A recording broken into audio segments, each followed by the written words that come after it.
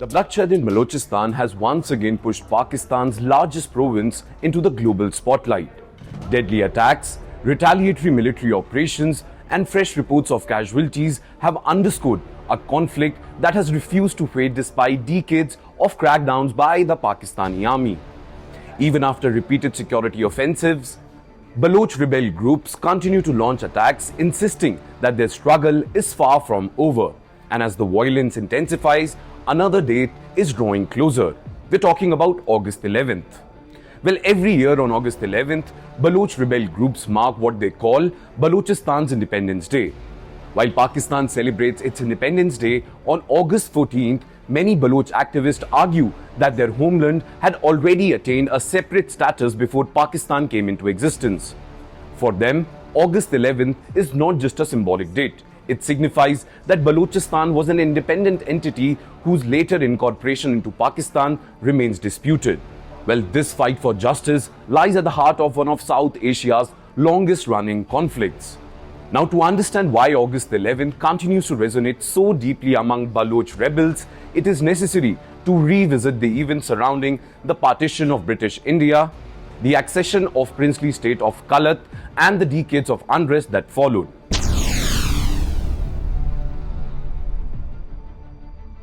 The story begins in the final days of British rule in the Indian subcontinent.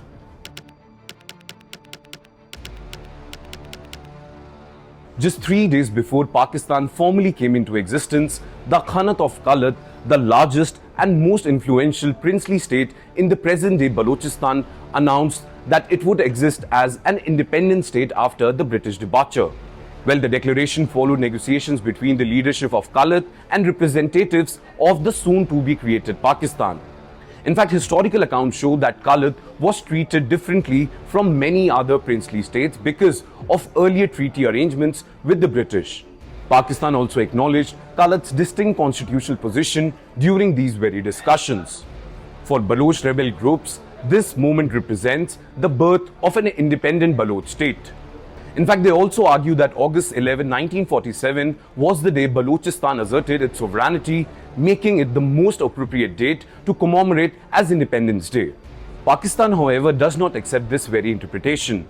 Pakistani historians and officials maintain that the constitutional process eventually led to Kalat's accession to Pakistan in 1948, making Balochistan an integral part of the country.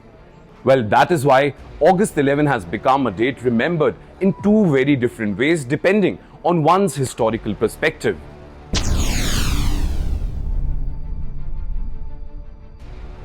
After August 11, the Khan of Kalat sought to preserve the state's independent status.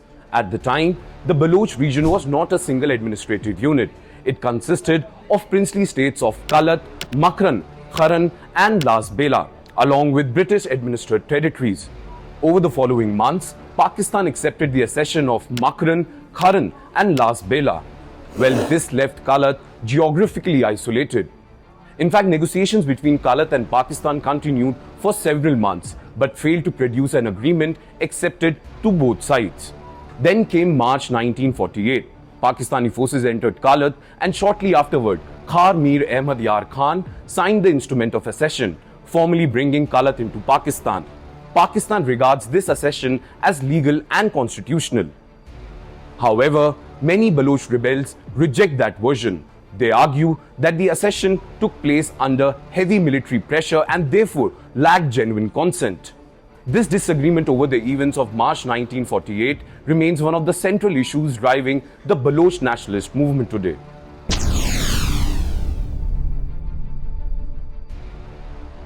Well, the debate over history eventually transformed into a political movement. Soon after the session, opposition emerged from within the ruling family itself. Now, Prince Abdul Karim, the brother of the Khan of Kalat, launched an armed rebellion in 1948, beginning what many historians describe as the first Baloch insurgency. Over the decades, several waves of insurgency followed. In 1958, in 1962, 1973, and again from the early 2000s onwards. Now, for many Baloch rebels, these movements are viewed as successive attempts to reclaim what they considered a lost sovereignty.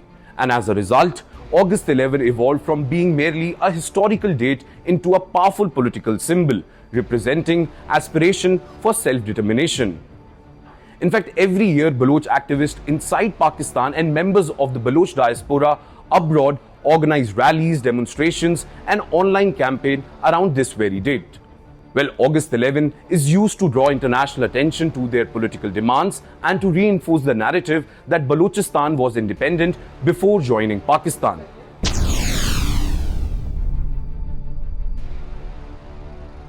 Now, the significance of August 11 cannot be understood without examining the broader grievances that shaped today's Baloch sense of nationalism.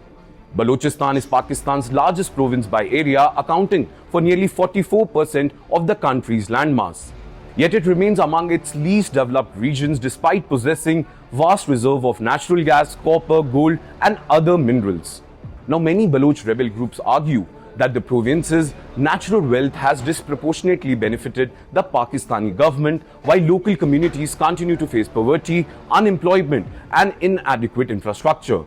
In fact, the development of the Kalat port, a flagship project under the China-Pakistan Economic Corridor, has further intensified these debates. Critics argue that locals have not received proportional economic benefits, while Islamabad maintains that such projects are designed to bring long-term prosperity and development to the region. Well, these economic and political concerns have reinforced the symbolism of August 11 for many Baloch activists, who view it as a reminder of their historical claims and contemporary demands.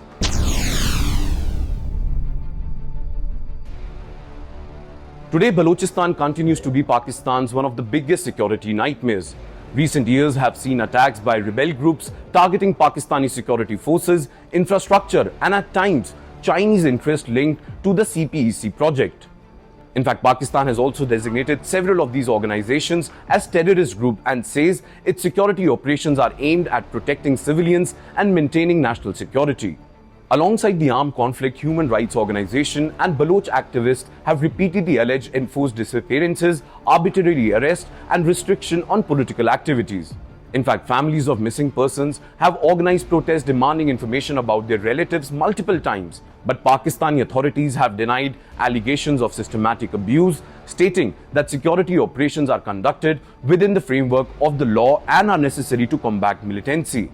As August 11 approaches each year, security measures across the parts of Balochistan are often intensified.